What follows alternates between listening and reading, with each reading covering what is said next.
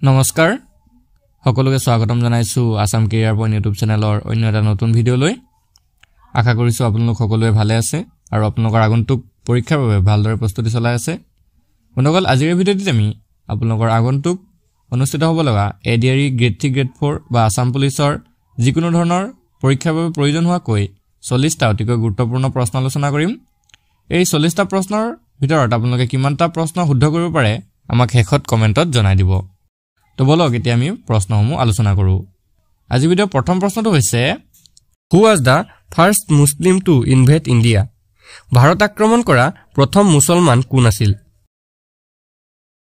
ইয়াৰ শুদ্ধটো হৈছে option C Mohammad bin Qasim ভাৰত আক্ৰমণ কৰা প্ৰথম মুছলমান আছিল মোহাম্মদ বিন কাসিম মোহাম্মদ বিন কাসিমৰ নেতৃত্বত পোনপ্ৰথমে আৰবসকলে ভাৰত আক্ৰমণ কৰিছিল তেওঁলোকে 711 খ্ৰীষ্টাব্দত ভাৰত আক্ৰমণ কৰি হিন্দ জয় কৰিছিল নেক্সট কোৱেশ্চনটো হৈছে হু ফট দা বেটেল অফ চৌচা চৌচাৰ যুদ্ধ কাৰ কাৰ মাজত সংঘটিত হৈছিল কাৰেক্ট আনসাৰ ইজ অপচন এ হুমায়ুন আৰু শ্বেৰশাহ সূৰী মুগল সম্ৰাট হুমায়ুন আৰু আফগান সেনাপতি শ্বেৰশাহ সূৰীৰ মাজত চৌচাৰ যুদ্ধ সংঘটিত হৈছিল এই যুদ্ধ 26 জুন 1539 খ্ৰীষ্টাব্দত সংঘটিত হৈছিল নেক্সট কোৱেশ্চনটো হৈছে in which year did the Babur establish Mughal rule in India কোন চনত বাবৰে ভাৰতত মুগল শাসন প্ৰতিষ্ঠা কৰিছিল correct answer is option D 1526 চনত 1526 খ্ৰীষ্টাব্দত পানিপথৰ যুদ্ধত ইব্ৰাহিম লোদিক পৰাস্ত কৰি বাবৰে মুগল শাসন প্ৰতিষ্ঠা কৰিছিল নেক্সট কোৱেশ্চনটো হৈছে question number 4 in which year was the first round table conference held in London কোন চনত লণ্ডনত প্ৰথম ঘূৰণীয়া মেজ সন্মিলন অনুষ্ঠিত হৈছিল উত্তৰটো অপচন বি 1930 চনত লণ্ডনত প্ৰথম ঘূৰণীয়া মেজ সন্মিলন অনুষ্ঠিত হৈছিল 1930 চনত পিছৰ প্ৰশ্ন চাওঁ question number 5 who sign the famous Lucknow treaty of 1916 1916 চনৰ বিখ্যাত লক্ষ্ণৌ চুক্তিখন কাৰ কাৰ মাজত স্বাক্ষৰিত হৈছিল correct answer is option B Bal Gangadhar Tilak আৰু মোহাম্মদ আলী জিন্নাৰ মাজত 1916 চনৰ বিখ্যাত লক্ষ্ণৌ চুক্তিখন বাল গংগাধৰ তিলক আৰু মোহাম্মদ আলী জিন্নাৰ মাজত স্বাক্ষৰিত হৈছিল নেক্সট কোৱেশ্চনটো চাওঁ question number 6 who founded the Forward Bloc most important question হয় আপোনালোকে এটো জনা দৰকাৰ ফৰৱাৰ্ড ব্লক কোনে প্ৰতিষ্ঠা কৰিছিল তাৰ শুদ্ধটো হৈছে অপচন এ সুভাষ চন্দ্ৰ বসু সুভাষ চন্দ্ৰ বসুৱে ফৰৱাৰ্ড ব্লক প্ৰতিষ্ঠা কৰিছিল নেক্সট কোৱেশ্চনটো হৈছে which Indian mass movement started with Mahatma Gandhi's famous Dandi March Mahatma গান্ধীৰ বিখ্যাত দাণ্ডি মাৰ্চৰ পৰা কোনটো ভাৰতীয় গণ আন্দোলন আৰম্ভ হৈছিল correct answer is option C নাগৰিক অবাধ্যতা আন্দোলন মহাত্মা গান্ধীৰ বিখ্যাত দাণ্ডি মাৰ্চৰ পৰা ভাৰতীয় নাগৰিক অবাধ্যতা আন্দোলন আৰম্ভ হৈছিল নেক্সট কোৱেশ্চনটো হৈছে who was da ruler of Lucknow during the 1857 mutiny 1857 চনৰ বিদ্ৰোহৰ সময়ত লক্ষ্ণৌৰ শাসক কোন আছিল ইয়াৰ কাৰেক্ট আনসাৰ ইজ অপচন এ বেগম হযৰত মহল 1857 চনৰ বিদ্ৰোহৰ সময়ত লক্ষ্ণৌৰ শাসক আছিল বেগম হযৰত মহল নেক্সট কোৱেশ্চনটো হৈছে when was the agreement signed between India and China to create the line of actual control প্ৰকৃত নিয়ন্ত্ৰণ ৰেখা সৃষ্টিৰ বাবে ভাৰত আৰু চীনৰ মাজত কেতিয়া চুক্তি স্বাক্ষৰিত হৈছিল correct answer is option B 1993 চনত প্ৰকৃত নিয়ন্ত্ৰণ ৰেখা সৃষ্টিৰ বাবে ভাৰত আৰু চীনৰ মাজত 1993 চনত চুক্তি স্বাক্ষৰিত হৈছিল নেক্সট কোৱেশ্চনটো হৈছে question number 10 who was the prime minister of India during the Indo-Pak war 1965 1965 চনত ভাৰত পাক যুদ্ধৰ সময়ত ভাৰতৰ প্ৰধানমন্ত্ৰী কোন আছিল শুদ্ধটো হৈছে অপচন সি লাল বাহাদুৰ শাস্ত্ৰী 1965 চনৰ ভাৰত আৰু পাকিস্তানৰ যুদ্ধৰ সময়ত ভাৰতৰ প্ৰধানমন্ত্ৰী আছিল লাল বাহাদুৰ শাস্ত্ৰী বন্ধুসকল ইয়াতে আপোনালোকক এটা ইম্পৰ্টেন্ট কথা জনাই থওঁ যদি আপোনালোকে এডিআৰই পৰীক্ষাৰ বাবে আৰু ভালদৰে প্ৰস্তুতি চলাব বিচাৰে তেন্তে আপোনালোকৰ বাবে খুবই ইম্পৰ্টেন্ট পিডিএফ কিছুমান আমি তৈয়াৰ কৰিছো এই পিডিএফ সমূহত এক্সামৰ বাবে প্ৰয়োজনীয় সকলোবোৰ সাবজেক্ট পাই যাব ম্যাথছ আৰু ৰিজনিং সলভ কৰা পাব প্ৰিভিয়াস ইয়াৰ সলভ পেপাৰ পাব আপুনি দোকানৰ পৰা যদি এখন কিতাপ কিনিবলৈ যায় তেনেহলে 400 টকাৰ পৰা 500 টকা লৈ ল'ব আৰু সকলোৱে সেই 400-500 টকাত গৈ কিতাপবোৰ কিনি আনি পঢ়িব নোৱাৰে আৰু হেহে আমি তেওঁলোকৰ বাবে খুব কম মূল্যত কেৱল 79 টকাত সকলোবোৰ সাবজেক্ট থকা পিডিএফ সমূহ আমি প্ৰস্তুত কৰিছো এই পিডিএফ সমূহত আপোনালোকে আসামিজ আৰু ইংলিশ এই দুইটা মাধ্যমতে সকলোবোৰ বস্তু পাই যাব তো যদি কাৰোবাৰ প্ৰয়োজন হয় তেনেহলে আপোনালোকৰ স্ক্ৰিনত থকা নম্বৰটোত আমাক WhatsApp কৰি এই পিডিএফ সমূহ লৈ ল'ব পাৰিব তো বলক এতিয়া আমি নেক্সট কোৱেশ্চনটো চাওঁ পিছৰ প্ৰশ্ন চাওঁ Who wrote the timeless Indian novel Devdas কালজয়ী ভাৰতীয় উপন্যাস দেৱদাস কোনে লিখিছিল ইয়াৰ কাৰেক্ট আনসাৰটো অপচন ডি শৰৎ চন্দ্ৰ চট্টোপাধ্যায় কালজয়ী ভাৰতীয় উপন্যাস দেৱদাস শৰৎ চন্দ্ৰ চট্টোপাধ্যায়ে লিখিছিল 1901 চনত তেওঁ 17 বছৰ বয়সত এই গ্ৰন্থখন লিখি উলিয়াইছিল নেক্সট কোৱেশ্চনটো হৈছে Which of the following articles includes provision of the election commission তলৰ কোনটো অনুচ্ছেদত নিৰ্বাচন আয়োগৰ ব্যৱস্থা অন্তৰ্ভুক্ত কৰা হৈছে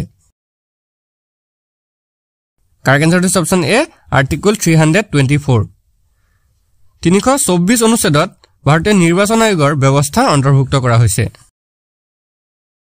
নেক্সট কোৱেশ্চনটো হৈছে Mariana Trench is located in which of the following oceans Mariana Trench তলৰ কোনটো মহাসাগৰত অৱস্থিত কাৰেক্ট আনসাৰটো অপচন সি প্ৰশান্ত মহাসাগৰ Mariana Trench বা Mariana খাদ প্ৰশান্ত মহাসাগৰত অৱস্থিত পিছৰ প্ৰশ্নটো চাওঁ Which country has the Durand line between them কোন দুখন দেশৰ মাজত Durand line আছে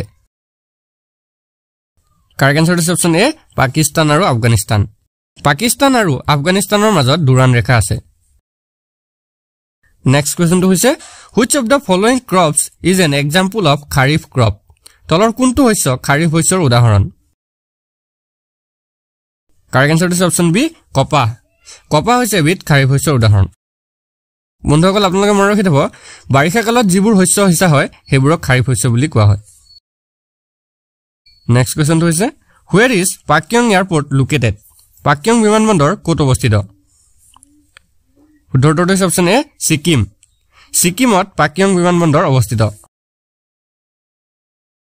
নেক্সট কোৱেশ্চনটো হৈছে Through which pass does Sutlej river enter India Sutlej নদী কোনটো পাছৰ মাজেৰে ভাৰতত প্ৰৱেশ কৰে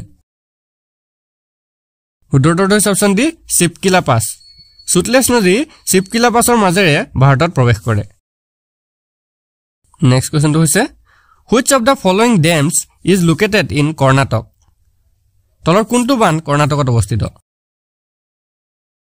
কাৰেক্ট আনসাৰটো অপচন এ তুংভদ্ৰা বান্ধ কৰ্ণাটকত অৱস্থিত এই তুংভদ্ৰা বান্ধ তুংভদ্ৰা নদীৰ ওপৰত অৱস্থিত নেক্সট কোৱেশ্চনটো হৈছে Who was the president of the Swaraj Party in Assam during freedom movement স্বাধীনতা আন্দোলনৰ সময়ত অসমত স্বৰাজ পাৰ্টিৰ সভাপতি কোন আছিল ইয়াৰ উত্তৰটো হৈছে অপচন এ বিষ্ণুৰাম মেধি অসমৰ স্বাধীনতা আন্দোলনৰ সময়ত স্বৰাজ পাৰ্টিৰ সভাপতি আছিল বিষ্ণুৰাম মেধি নেক্সট কোৱেশ্চনটো হৈছে question number 20 The popular uprising known as the Battle of Pothoruঘাট took place in the Assam in the year অসমত পথৰুঘাট যুদ্ধ নামেৰে জনাজাত জনবিদ্ৰোহ বছৰ কোন চনত সংঘটিত হৈছিল কাৰেক্ট আনসাৰটো অপচন ডি 1894 1894 চনত পথৰুঘাটৰ যুদ্ধ নামেৰে জনাজাত জনবিদ্ৰোহ সংঘটিত হৈছিল নেক্সট কোৱেশ্চনটো হৈছে question number 21 Which of the following elements is not present in stainless steel stainless steelত তলৰ কোনটো মৌল নাথাকে উত্তৰটো হৈছে অপচন সি টাংস্টেন stainless steelত টাংস্টেন নামৰ মৌলটো নাথাকে নেক্সট কোৱেশ্চনটো হৈছে question number 22 What type of waves are light wave পোহৰৰ তৰংগ কেনে ধৰণৰ তৰংগ কাৰেক্ট আনসাৰটো হৈছে অপচন এ অনুপ্ৰস্থ তৰংগ পোহৰ তৰংগসমূহ হৈছে অনুপ্ৰস্থ তৰংগ নেক্সট কোৱেশ্চনটো হৈছে Which of the following organism breathes from skin তলৰ কোনটো জীৱই ছালৰ পৰা উশাহ লয় কাৰেক্ট আনসাৰটো হৈছে অপচন বি কেঁচু কেঁচুৱে ছালৰ দ্বাৰা উশাহ নিশাহ লয় নেক্সট কোৱেশ্চনটো হৈছে which juices secreted by the organs in the alimentary canal plays an important role in the digestion of fats. খাদ্যনলীত থকা অংগবোৰে নিখৰণ কৰা কোনটো ৰখে চৰ্বিৰ পাচনত গুৰুত্বপূৰ্ণ ভূমিকা পালন কৰে? Correct answer is option C পিত্তৰস। এই পিত্তৰস অগ্নাশয়ৰ পৰা নিখৰিত হয়। এই পিত্তৰসে খাদ্যনলীত থকা অংগবোৰে নিখৰণ কৰা চৰ্বিৰ পাচনত গুৰুত্বপূৰ্ণ ভূমিকা পালন কৰে। নেক্সট কোৱেশ্চনটো হৈছে which of the following is warm blooded animal? তলৰ কোনটো উষ্ণ ৰক্তৰ প্ৰাণী? উত্তৰটো হৈছে অপচন এ কপৌ চৰাই। কপৌ চৰাই হৈছে উষ্ণ ৰক্তৰ প্ৰাণী। নেক্সট কোৱেশ্চনটো হৈছে question number 26 which of the following is a cold blooded animal? তলৰ কোনটো প্ৰাণী ঠাণ্ডা তেজৰ প্ৰাণী? উত্তৰটো হৈছে অপচন সি শাৰ্ক। শাৰ্ক হৈছে এবিধ ঠাণ্ডা তেজৰ প্ৰাণী। নেক্সট কোৱেশ্চনটো হৈছে what causes sharp pain and burning sensation as a result of bee sting? মৌমাখিৰ দংশনৰ ফলত তীব্ৰ বিষ আৰু জ্বলাপৰা অনুভৱ হোৱাৰ কাৰণ কি? উত্তৰটো হৈছে অপচন ডি মিথাইনিক এচিড। মৌমাখিৰ দংশনৰ ফলত মিথাইনিক এচিড উৎপন্ন হোৱাৰ বাবে আমাৰ দেহত তীব্ৰ বিষ আৰু জ্বলাপৰা অনুভৱ হয়।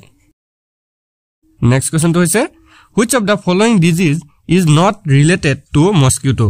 তলৰ কোনটো ৰোগ মহৰ লগত সম্পৰ্কিত নহয়? উত্তৰটো হৈছে অপচন ডি টাইফয়েড। টাইফয়েড ৰোগটো মহৰ লগত সম্পৰ্কিত নহয়। নেক্সট কোৱেশ্চনটো হৈছে which of the following is the best source of vitamin A? তলৰ কোনটো ভিটামিন এ ৰ উত্তম উৎস? উত্তৰটো হৈছে অপচন সি গাজৰ। ভিটামিন এ ৰ উত্তম উৎস হৈছে গাজৰ। নেক্সট কোৱেশ্চন হৈছে question number 30 what vitamins are obtained from sunlight? সূৰ্যৰ ৰশ্মিৰ পৰা কি ভিটামিন পোৱা যায়? উত্তৰটো হৈছে অপচন বি ভিটামিন ডি। সূৰ্যৰ ৰশ্মিৰ পৰা আমি ডি ভিটামিন পাওঁ। নেক্সট কোৱেশ্চনটো হৈছে কুকুৰাৰ কণীত কিমান গ্ৰাম কাৰ্বহাইড্ৰেট থাকে? How many grams of carbohydrate is present in a hen's egg? The correct answer is option A 0.61 gram. কুকুৰাৰ কণীত 0.61 গ্ৰাম কাৰ্বহাইড্ৰেট থাকে। নেক্সট কোৱেশ্চনটো হৈছে ভাৰতৰ কেন্দ্ৰীয় ঔষধ গৱেষণা প্ৰতিষ্ঠান ক'ত অৱস্থিত? Where is the Central Drug Research Institute of India is located? ইয়াৰ উত্তৰটো হৈছে অপচন ডি লক্ষ্ণৌ। ভাৰতৰ লক্ষ্ণৌত কেন্দ্ৰীয় ঔষধ গৱেষণা প্ৰতিষ্ঠানটো অৱস্থিত। নেক্সট কোৱেশ্চনটো হৈছে উটৰ গৰ্ভাৱস্থা কিমান দিন? What is the gestation period of camel? ইয়াৰ কাৰেক্ট আনসাৰটো হৈছে অপচন বি 320 to 350 days. উটৰ গৰ্ভাৱস্থা হৈছে 320 পৰা 350 দিন। নেক্সট কোৱেশ্চনটো হৈছে কোৱেশ্চন নম্বৰ 34 পৃথিৱীত প্ৰতিদিনে কিমান HIV পজিটিভ সংক্ৰমণ ঘটি আছে? How many HIV positive infections that are occurring every day in the world? Correct answer is option A 6000. পৃথিৱীত প্ৰতিদিনে 6000 HIV positive সংক্ৰমিত ঘটি আছে। নেক্সট কোৱেশ্চনটো হৈছে কোৱেশ্চন নম্বৰ 35 মানুহৰ হৃদয়ৰ ওজন কিমান? What is the weight of human heart? Year correct answer is option B 300 গ্ৰাম। মানুহৰ হৃদয়ৰ ওজন হৈছে 300 গ্ৰাম। নেক্সট কোৱেশ্চনটো হৈছে তলৰ কোনটো গ্ৰন্থিয়ে ৰক্তচাপ নিয়ন্ত্ৰণ কৰে? Which one of the following gland controls the blood pressure? Correct answer is option B adrenal gland. Adrenal গ্ৰন্থিয়ে ৰক্তচাপ নিয়ন্ত্ৰণ কৰে।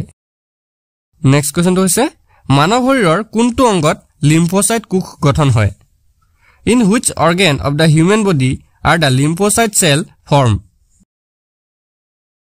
Correct answer is option B long bone. মানৱ শৰীৰৰ দীঘলীয়া হাড়ত লিম্ফোচাইট কোষ গঠন হয়। নেক্সট কোৱেশ্চনটো হৈছে কোৱেশ্চন নম্বৰ 38 কোষৰ আটাইতকৈ বাহিৰৰ সীমাৰ নাম লিখা। Name the outermost boundary of the cell. Correct answer is option A plasma membrane. কোষৰ আটাইতকৈ বাহিৰৰ সীমাটো হৈছে প্লাজমা মেমব্ৰেন। নেক্সট কোৱেশ্চনটো হৈছে কেৱল উদ্ভিদ খোৱা প্ৰাণী কি কোৱা হয়? Animals which eat only plants are called? Correct answer is option A herbivorous. কেৱল উদ্ভিদ খোৱা প্ৰাণীক হাৰ্বিভৰাছ বা তৃণভোজী প্ৰাণী বুলি কোৱা হয় বন্ধুসকল আজি ভিডিঅ'টো আপোনালোকৰ বাবে ইনফৰমেটিভ হলে ভিডিঅ'টো এটা লাইক কৰি দিব আৰু এনে ধৰণৰ আৰু ভিডিঅ'ৰ বাবে আমাৰ চেনেলটো সাবস্ক্ৰাইব কৰি কাষত থকা বেল আইকনটো দবাই দিব ধন্যবাদ